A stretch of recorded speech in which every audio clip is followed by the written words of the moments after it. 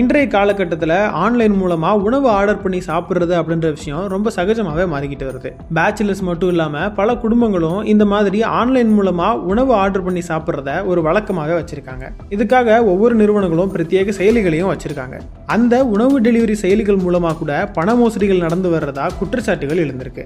Swiggy, Zomato போன்ற உணவு செயலிகள் வச்சிருக்கிறவங்களுக்கு ஒரு தானியங்கி போன் அழைப்பு, அதாவது IVR அழைப்பு வருது. உணவு டெலிவரி நிறுவன வாடிக்கையாளர் சேவை அப்படின்னு தங்களை அறிமுகப்படுத்தி ஆர்டர் சரிபார்ப்பு அல்லது உங்களோட லாகின் சரிபார்ப்பு அப்படின்னு சொல்லி மொபைல் எண்ணுக்கு வர்ற OTPயை கேட்குறாங்க. வாடிக்கையாளர்களும் அவங்க நிறுவன ஊழியர் தான் அப்படின்ற நம்பிக்கையில OTPயையும் பகிர்றாங்க.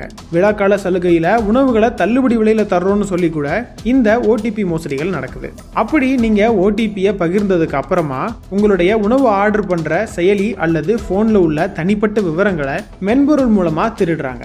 அந்த தனிப்பட்ட விவரங்களை வச்சு பணத்தை மிரட்டியும் கூட பெறாங்க. உங்களுடைய உணவு டெலிவரி செயலி லாகின் விவரங்களை பயன்படுத்தி பே லேட்டர் அப்படின்ற வசதியோட உணவு ஆர்டர் செஞ்சும் பெற்றுக்குருவாங்க.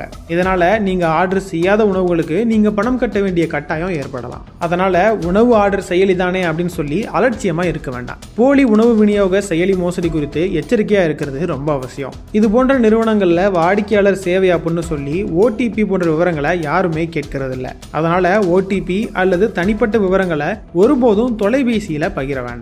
உணவு விநியோக சேவைகள்ல இருந்து வரும் போன் அழைப்புகளை மிக கவனமாக கையாள வேண்டியது கட்டாயம். உணவு டெலிவரி செய்யறவங்க கிட்ட கூட தனிப்பட்ட விவரங்களை பகிர வேண்டாம். சந்தேகத்திற்கிடமான விஷயங்கள் ஏதாவது நடந்தா அதை உடனடியா சம்பந்தப்பட்ட நிறுவனத்திடம் புகார் அளிக்கலாம். இணையவழி மோசடிகளுக்கு 1930 அல்லது www.cybercrime.gov.in அப்படின்ற இணையதளம் மூலமாகவும் புகார் அளிக்கலாம்.